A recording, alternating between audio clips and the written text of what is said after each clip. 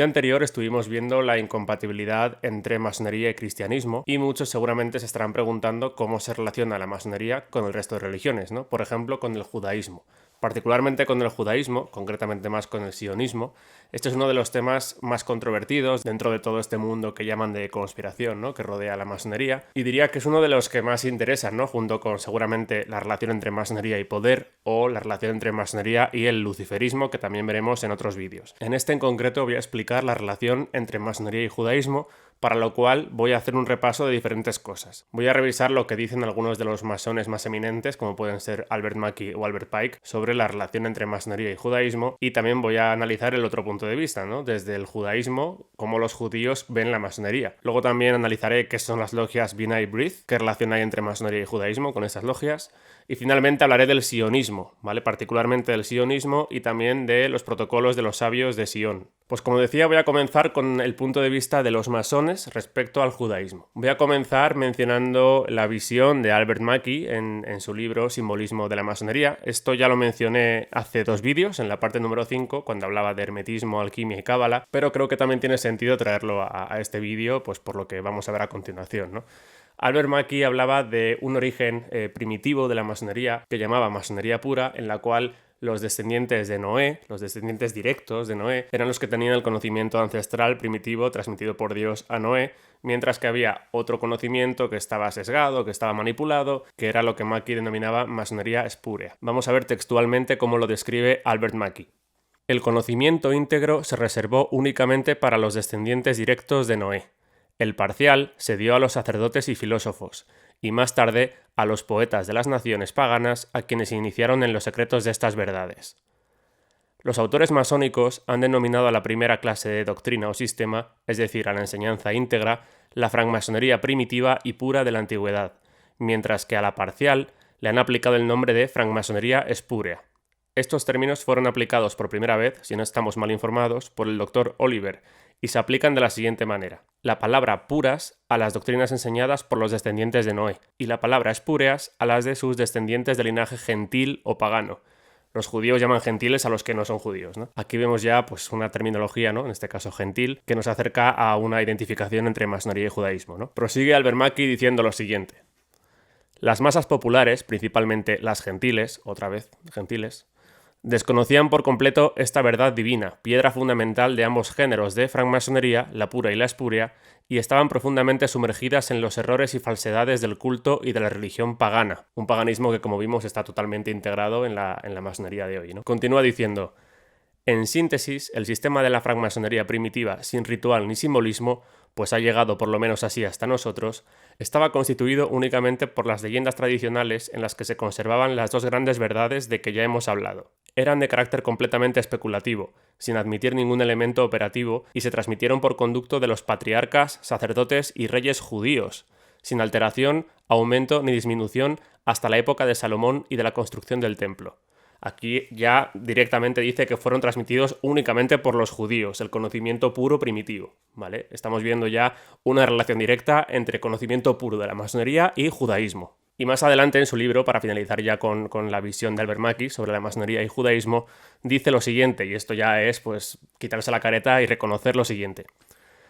Los rabinos comparten con los masones la gloria de estas historias apócrifas. De hecho, hay buenas razones para sospechar que casi todas las leyendas masónicas deben su primera existencia al carácter imaginativo de los talmudistas judíos.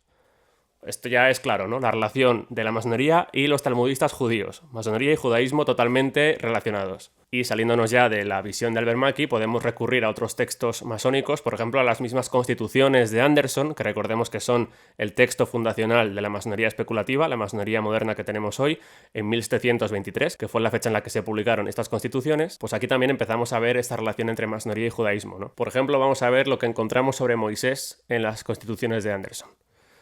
Los israelitas, a su salida de Egipto, eran un completo reino de masones bien instruidos bajo la dirección de su gran maestro Moisés, que les orientó frecuentemente en una logia regular y general mientras estaban en el desierto y les otorgó sabias obligaciones y reglamentos. Es decir, los israelitas eran un grupo de masones instruidos bajo su gran maestro Moisés, que según las constituciones pues era uno de los primeros grandes maestros de la masonería. Por otra parte, como mencioné en el vídeo anterior, en el que hablaba de la incompatibilidad entre masonería y cristianismo, la figura más importante o una de las figuras más importantes de la masonería fue el constructor del templo de Jerusalén, el templo del rey Salomón. Es decir, que vemos que una buena parte de toda la doctrina masónica gira en torno al Antiguo Testamento. Noé, Moisés, el templo de Jerusalén, el constructor del templo, el rey Salomón, etc. Vamos a ver lo que se dice sobre la construcción del templo de Jerusalén en las constituciones de Anderson.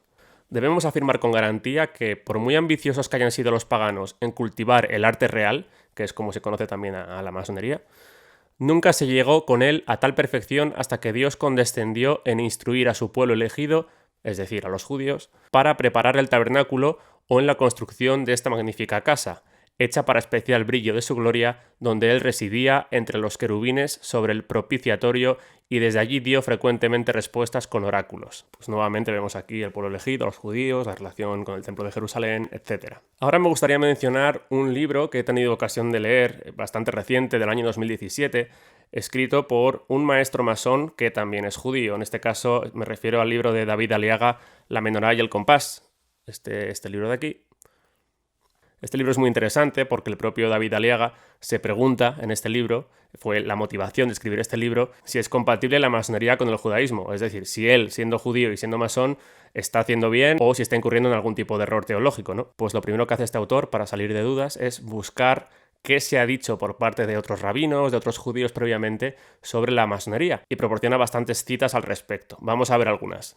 El rabino Raymond Apple afirma que no hay ninguna incompatibilidad entre las condiciones de judío y masón. También afirma lo siguiente. La República recogía en su edición del 28 de octubre de 1993 unas declaraciones del gran rabino de Israel, Meir Low, en las que afirmaba que, textualmente, todos los principios de la masonería se hallan en el libro de los libros del pueblo judío. Más claro no puede ser. Y posteriormente dice: afirmación similar a la que ya encontramos un siglo antes, con firma del rabino Isaac Meyer Weiss, hermano francmasón, es decir, rabino y francmasón, y decía lo siguiente: la masonería es una institución judía, o sea, ojo al dato, la masonería es una institución judía cuya historia, grados, cargos, contraseñas y explicaciones son judías de principio a fin, salvo algunas excepciones. Esto no lo estoy diciendo yo, esto lo dice un judío y un masón, ¿vale? En relación a lo que otros masones y judíos han dicho sobre la relación entre masonería y judaísmo. Y luego el propio autor, David Aliaga, en su libro, dice lo siguiente: a menudo he leído y escuchado que los ritos más frecuentes de la masonería, como el rito escocés antiguo y aceptado y el rito de emulación, poseen una esencia inequívocamente cristiana. A lo que de un tiempo a esta parte suelo responder que, si hablamos de los grados simbólicos de los dos ritos que acabo de mencionar, dicha raíz es tan cristiana como el cristianismo procede del judaísmo. Creo que es bastante evidente lo que está diciendo aquí David Aliaga. Y en relación a esta confusión muy generalizada, como el propio David Aliaga dice, ¿no? de que algunos ritos parecen cristianos, el autor Tom C. McKenney, que tengo aquí, escribió un libro que se llama 33 grados de engaño, es de los últimos que he podido leer, el cual, se divide en dos partes, ¿no? La primera parte es el relato de su buen amigo Jim Shaw, el cual fue masón de grado 33, es decir, llegó hasta el grado 33, que como sabéis en el rito escocés antiguo y aceptado es el más alto, y posteriormente abandonó la masonería porque se convirtió al cristianismo, ¿no?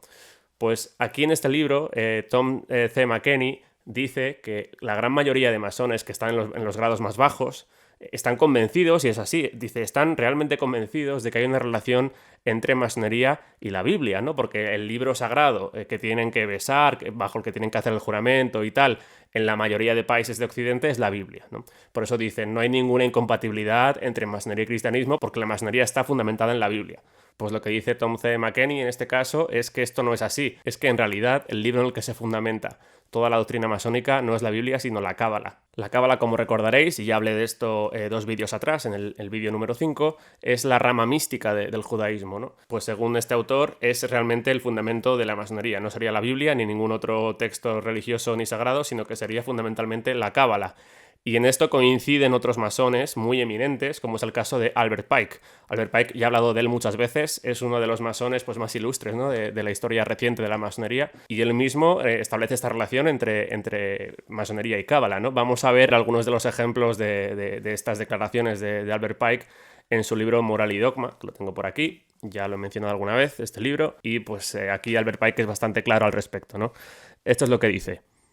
La Santa Cábala, o tradición de los hijos de Set, fue llevada desde Caldea por Abraham, enseñada al clero egipcio por José, recuperada y purificada por Moisés, oculta bajo símbolos en la Biblia, y aquí está la clave, revelada por el Salvador a San Juan y contenida en su totalidad bajo figuras hieráticas análogas a las de la antigüedad en el Apocalipsis de ese apóstol, es decir, de San Juan. O sea, está diciendo que realmente lo que vemos en la Biblia son símbolos de la Cábala. Por eso esta confusión que mencionaba el autor anterior, Tom C. McKenney, de que muchos masones, la gran mayoría de hecho, piensan que el fundamento de la masonería es la Biblia, cuando en realidad Albert Pike te está diciendo que la Biblia en realidad es una manera de ocultar los símbolos de la Cábala. ¿Qué más dice Albert Pike sobre esto? Los sabios ostentaban orgullosamente el nombre de cabalistas. La cábala incorporaba una noble filosofía pura, no misteriosa sino simbólica. Nuevamente pura, hacemos alusión a lo mismo que decía Albert Mackie, ¿no? Enseñaba la doctrina de la unidad de Dios, el arte de conocer y explicar la esencia y operaciones del Ser Supremo, de las fuerzas espirituales y naturales y de determinar su acción por medio de figuras simbólicas a través de la disposición del alfabeto, las combinaciones de números, la inversión de las letras en la escritura y el contenido oculto que decían descubrir en ello. La cábala es la clave de las ciencias ocultas y los gnósticos nacieron de los cabalistas. Es decir, la cábala es el origen de todo este esoterismo y este misticismo de todos los gnósticos, ¿no? También dice lo siguiente. La masonería consiste en una búsqueda de luz. Esa búsqueda nos retrotrae, como puede apreciarse, a la cábala. En esa antigua e incomprendida mezcolanza de aparentes ridiculeces, el iniciado encontrará la fuente de muchas doctrinas, y con el tiempo puede llegar a comprender a los filósofos herméticos, los alquimistas, los pensadores antipapales de la Edad Media y a Emanuel Swedenborg. ¿Vale? Es decir, nuevamente establece la relación entre masonería y su doctrina que está fundamentada en la cábala. Y para finalizar con las muchas reflexiones que hace Albert Pike en relación a la cábala y la masonería o el conocimiento puro, vamos a ver esta última cita. Todas las religiones verdaderamente dogmáticas han surgido de la cábala y retornado a ella. Todo lo científico y grandioso de los sueños religiosos de los Illuminati, de Jacob Bohm, Swedenborg, Saint Martin y otros, está tomado prestado de la cábala, y todas las asociaciones masónicas le deben sus secretos y símbolos. O sea, más claro no está pudiendo ser aquí Albert Pike. Únicamente la cábala consagra la alianza de la razón universal y la divina palabra. Ella establece, por el contrapeso de dos fuerzas aparentemente opuestas, el equilibrio eterno del ser. Únicamente la cábala reconcilia fe y razón, poder y libertad, ciencia con misterio. Tiene las llaves del presente, pasado y futuro. Vemos claramente cómo la cábala es el fundamento y la explicación de todo lo demás, ¿vale? De toda la doctrina, no solamente de la masonería, sino de cualquier misticismo, de cualquier esoterismo, está fundamentado en la cábala. Y esto lo dice, pues como veíamos, una de las figuras más importantes de la masonería, como fue Albert Pike. Pero es que incluso vemos que esta relación entre cábala y masonería la podemos encontrar incluso en el simbolismo masónico. En este caso voy a recurrir nuevamente a Moral y Dogma de Albert Pike para descubrir el significado de la letra G. ¿Os acordáis que en el vídeo del simbolismo mencionamos la letra G como uno de los símbolos fundamentales de la masonería que suele aparecer entre la escuadra y el compás? Pues vamos a ver de dónde procede realmente esta G según Albert Pike. En el oriente de la logia, sobre el venerable maestro, inscrita en un triángulo, está la letra hebrea Yod. En las logias inglesas y americanas es sustituida por la letra G, con tan poca razón como si las logias francesas empleasen la letra D, inicial de Dieu o Dios en español, en lugar de la propia letra Yod. Yod es, en la cábala, el símbolo de la unidad, de la deidad suprema, la primera letra del santo nombre y también es símbolo de las grandes tríadas cabalísticas. Es decir, la letra Yod, que es esta que estamos viendo aquí, sería sustituida por la G de mala manera, según Albert Pike. No debería ser así, porque esta letra Yod es fundamental en la cábala, como decía Pike, el símbolo de la unidad, de la deidad suprema, etc. Bueno, creo que estamos viendo que es bastante evidente esta relación o incluso identificación de masonería y judaísmo. Y ahora quiero pasar a hablar de las logias B'nai B'rith. Vamos a ver qué es esto. Las logias B'nai B'rith se pueden considerar como logias paramasónicas, en las que solo pueden acceder judíos, ¿vale? Si no eres judío no puedes entrar ahí. He mencionado que son logias paramasónicas. ¿Qué es esto?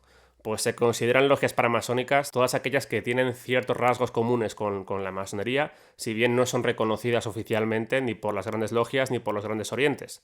Es decir, tienen algo en común, puede ser la progresión en base a los grados que vas adquiriendo, el acceso, la doctrina que se imparte en las logias, o incluso puede hacer referencia también a que el núcleo duro de los miembros son masones, aunque no todos lo sean, ¿no? Es importante que los fundadores, por ejemplo, o que las figuras más importantes de ahí sean masones, si bien pueden aceptar a personas que no sean masones, ¿no? Esto también lo podemos ver en otras paramasónicas como el CFR, Trilateral Commission, etc. En este caso, las logias B'nai B'rith son paramasónicas, es decir, cumplen esta característica, pero además solamente son para judíos. Importante esto. Y en este sentido hay que destacar que son incluso más elitistas o más exclusivas que la propia masonería, en el sentido de que un judío que sea masón, por ejemplo, puede acceder a B'nai B'rith y además a otras obediencias o a otras órdenes masónicas, que no sean exclusivamente para judíos, pero lo contrario no puede pasar. Es decir, un masón que no sea judío nunca va a poder entrar en B'nai B'rith, ¿vale? ¿Y qué relación hay entonces entre B'nai B'rith y la masonería? Pues además de compartir ciertos elementos, como he mencionado, por eso se le considera paramasónica, hay que mencionar que es que fue fundada por masones. O sea, la propia orden de B'nai B'rith fue fundada por masones, si bien, como decía, a día de hoy no pertenezca a la corriente ordinaria de la masonería, ¿no? Ni las grandes logias ni los grandes orientes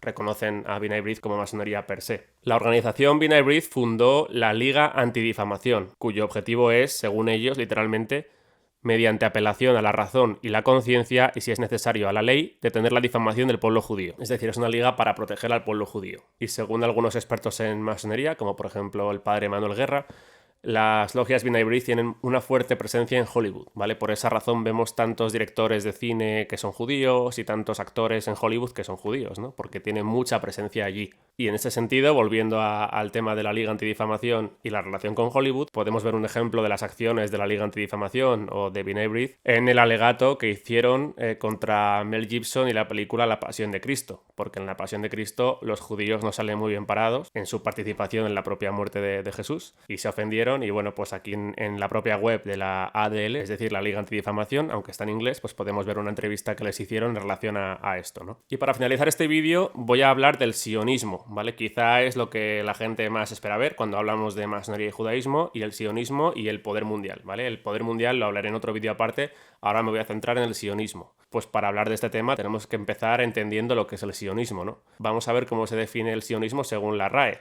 Movimiento político judío centrado en sus orígenes en la formación de un Estado de Israel y después de la proclamación de este en 1948 en su apoyo y su defensa. Es decir, el sionismo oficialmente alude a la creación del Estado de Israel como lugar en el que puedan estar los judíos, ¿no? Y es que según el judaísmo y la Biblia, la tierra de Israel era la tierra prometida por Dios para los judíos, ¿no? La tierra de Israel también llamada Sion, por eso se le llama sionismo. Y aquí tenemos que recordar que la historia de los judíos la podemos ver en clave de éxodo constante, ¿no? Desde el siglo I después de Cristo, que el pueblo judío fue expulsado, pues siempre ha estado en el exilio, ¿no? Y por esa razón, pues finalmente después de 2000 años decidieron establecer el pueblo de Israel, ¿no? El Estado de Israel como lugar para el asentamiento judío. Se suele considerar que la figura que establece el nacimiento del sionismo moderno es Theodor Herzl, que era un periodista austrohúngaro, el cual publicó un texto en 1896 que llamó El Estado Judío. Un año después, en 1897, se celebra en Basilea, Suiza,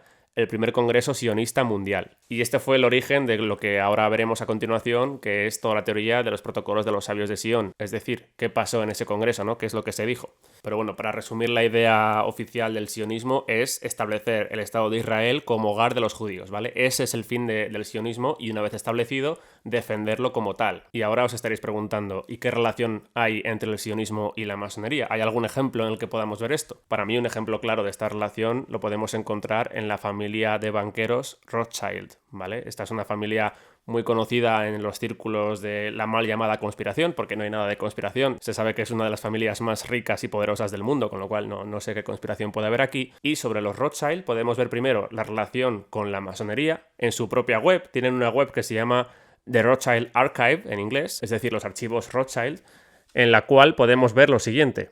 The Rothschild Archive. Aquí vemos la web y aquí dice Freemasonry, es decir, francmasonería o masonería.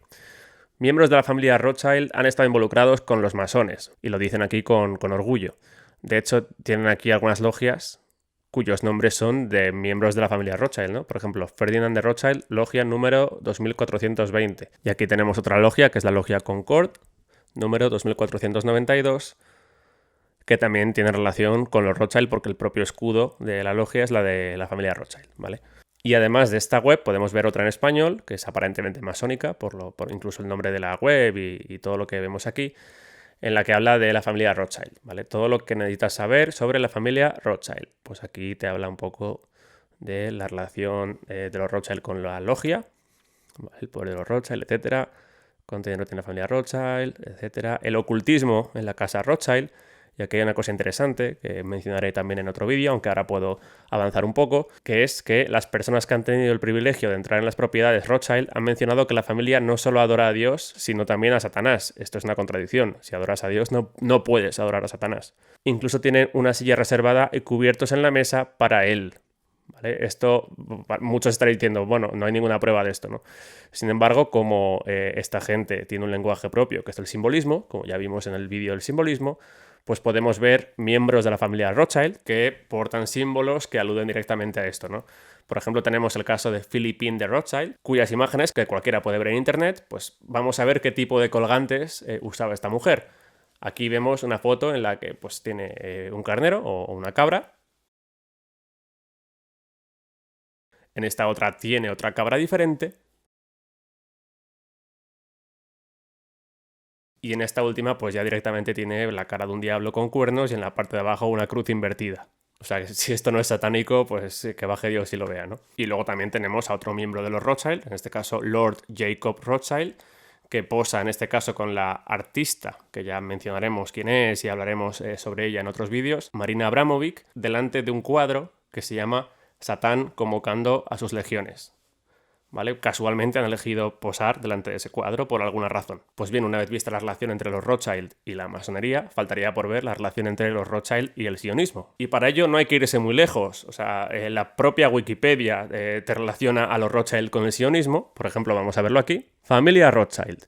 Y hay aquí una sección que se llama Interés por el sionismo.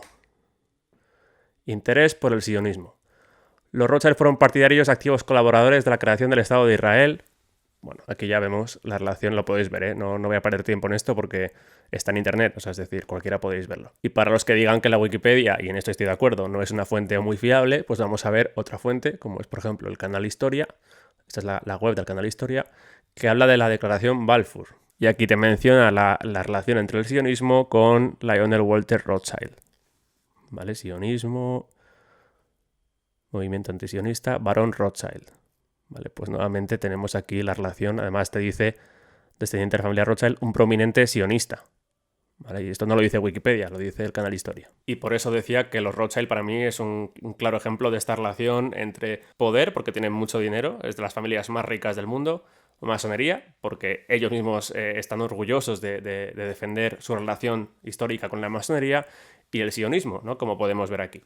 Y ya para finalizar esta parte de los Rothschild, pues quería mencionar una noticia muy reciente de este mismo año, ¿no? Lo podemos ver en medios como El Confidencial.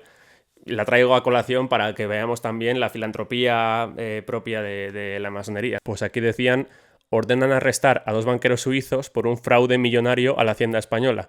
¿Quiénes eran esos banqueros suizos? Brandenberg y, oh sorpresa, Rothschild. ¿Vale? Banquero suizo, Rothschild. Pues un claro ejemplo, ¿no? De esta filantropía masónica de la que hacen gala siempre, ¿no? Vemos que defraudar a Hacienda pues es algo típico, en este caso de banqueros pues como los Rothschild. Y me gustaría finalizar este vídeo mencionando el libro de los protocolos de los sabios de Sion, ¿vale? Esto es un argumento muy utilizado para vincular el poder mundial con el sionismo, es decir, con los judíos y con la masonería. Pues vamos a ver qué se sabe realmente de los protocolos de los sabios de Sion. Su primera aparición fue en el año 1902 en un periódico ruso, ¿vale? Afín al régimen zarista. ¿Y qué decía este texto? Pues básicamente era un ataque directo al judaísmo y a la masonería, que para los autores del texto eran lo mismo. Pues en el documento se atribuye, por ejemplo, a los judíos la responsabilidad por la Revolución Francesa o también la difusión de las doctrinas de Marx, Nietzsche y Darwin. Esto es interesante porque Nietzsche también se le acusa de haber sido una fuente de inspiración para el nazismo, que era antisemita, ¿vale? Entonces aquí pues no tiene mucho sentido meter a Nietzsche como a favor del sionismo y por otro lado que sea también la fuente de inspiración para Hitler y el nazismo para atacar a los judíos, ¿no? Pues finalmente se acabó descubriendo que los protocolos de los sabios de Sion eran un plagio de otro libro anterior, escrito por Maurice Joly, cuyo título era Diálogo en los infiernos entre Maquiavelo y Montesquieu. Esto, cualquier persona que queráis investigar sobre esto, vais a ver que hay textos que son calcados, ¿vale? Coges párrafos del libro de Diálogo en los infiernos y coges párrafos de los protocolos de los sabios de Sion y son prácticamente calcados. Y esto lo dice incluso alguien poco dudoso, ¿no?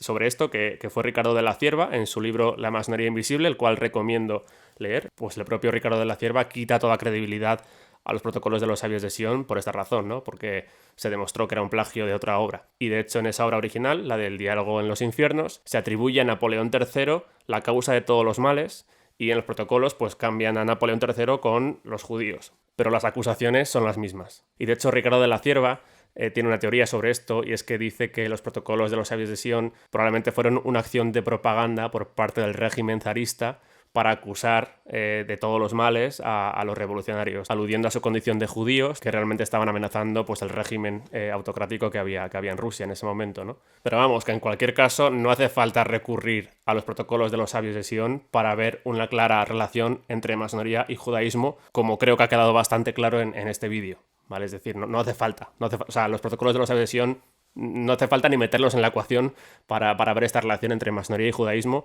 como bien dicen los propios judíos y como bien dicen los propios masones. Y nada, hasta aquí el vídeo de hoy. Espero haber aclarado algunas dudas que pudiera haber en relación a esta relación entre masonería y judaísmo y nos vemos en próximos vídeos.